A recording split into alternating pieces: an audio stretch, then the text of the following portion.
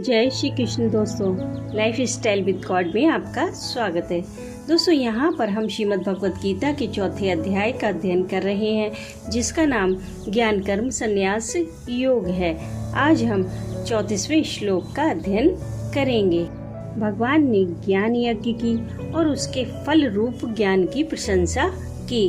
अब भगवान ज्ञान को प्राप्त करने के लिए अर्जुन को आज्ञा देते हुए उसकी प्राप्ति का मार्ग और उसका फल बतलाते हैं। तद्विधि प्रणिपातेन परिप्रश्नेन सेवया उपदेक्ष्यन्ति ते ज्ञानम ज्ञानिनस्तत्वदर्शिनः। चौथे अध्याय के 34वें श्लोक में भगवान श्री कृष्ण अर्जुन से कहते हैं कि उस ज्ञान को तू तत्वदर्शी ज्ञानियों के पास जाकर समझ।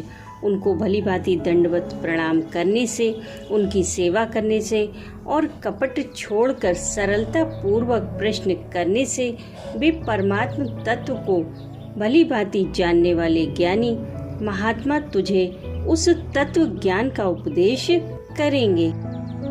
उस ज्ञान को जानने के लिए कहकर भगवान ने यह भाव दिखलाया है कि परमात्मा के यथार्थ तत्व को जाने बिना कोई भी मनुष्य जन्म मरण रूप कर्म बंधन से नहीं छूट सकता, अतः उसे यह अवश्य जान लेना चाहिए।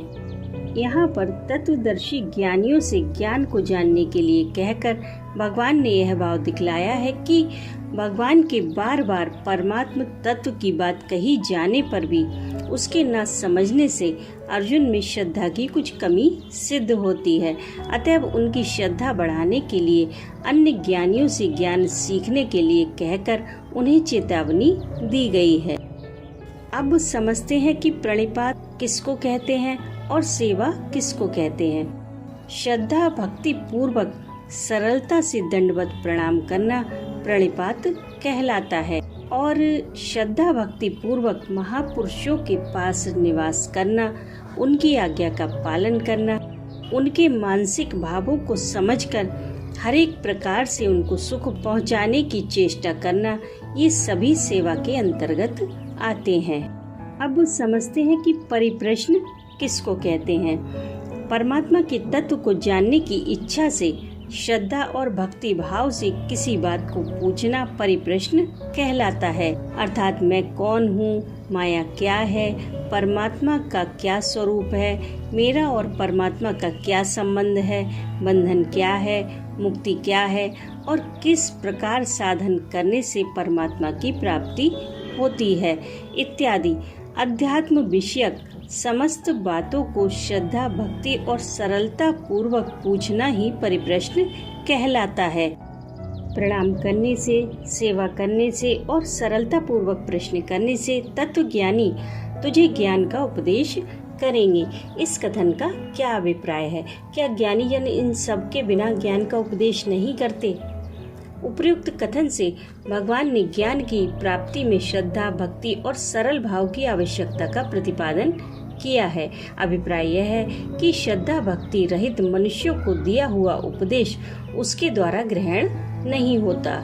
इसी कारण महापुरुषों को प्रणाम, सेवा और आदर सत्कार की कोई आवश्यकता न होने पर भी अभिमान पूर्वक उद्दंडता से या कपट भाव से प्रश्न करने वाले के सामने तत्व ज्ञान संबंधी बातें कहने में उनकी प्रवृत्ति नहीं हुआ करती। अतएव जिसे तत्व ज्ञान प्राप्त करना हो उसे चाहिए कि श्रद्धा भक्ति पूर्वक महापुरुषों के पास जाकर उनको आत्मसमर्पण करे, उनकी भली भांति सेवा करे और अवकाश देखकर उनसे परमात्मा के तत्व की बातें पूछे। ऐसा करने से जैसे बछड़े को देखकर वात्सल्य भाव से गौ के स्तनों में और बच्चे के लिए माता के स्तनों में दूध का स्रोत बहने लग जाता है, वैसे ही ज्ञानी पुरुषों के अंतःकरण में उस अधिकारी के प्रति उपदेश करने के लिए ज्ञान का समुद्र भी उमड़ आता है।